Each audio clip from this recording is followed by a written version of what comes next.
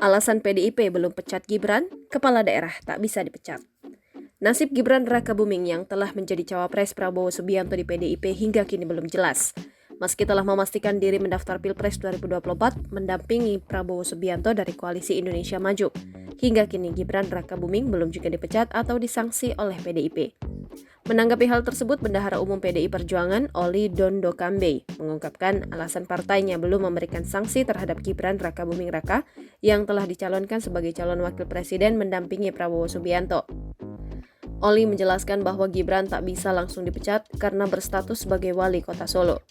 Karena kalau kepala daerah itu kan tidak bisa dipecat.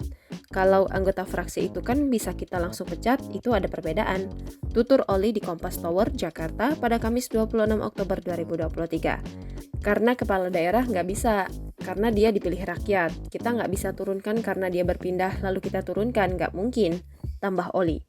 Hal serupa diungkapkan oleh Oli terkait potensi sanksi yang dapat diberikan kepada Joko Widodo yang merestui Gibran maju dalam Pilpres 2024. Menurut Oli, sikap politik Gibran merupakan pilihannya dan tanpa intervensi Jokowi sebagai orang tua. Menurut Oli, PDIP telah memiliki mekanisme dalam mengatasi hal ini.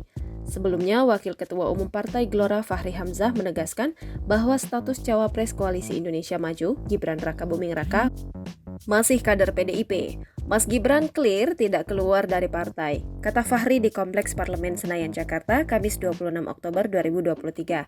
Apalagi kata Fahri tidak ada aturan yang mengharuskan seorang calon presiden atau wakil presiden harus terikat oleh salah satu partai. Sebab itu, lanjut Fahri, banyak capres atau cawapres saat ini bukan merupakan anggota partai, termasuk Anies Baswedan yang diusung Nasdem, PKB, dan PKS. Download Tribun X sekarang.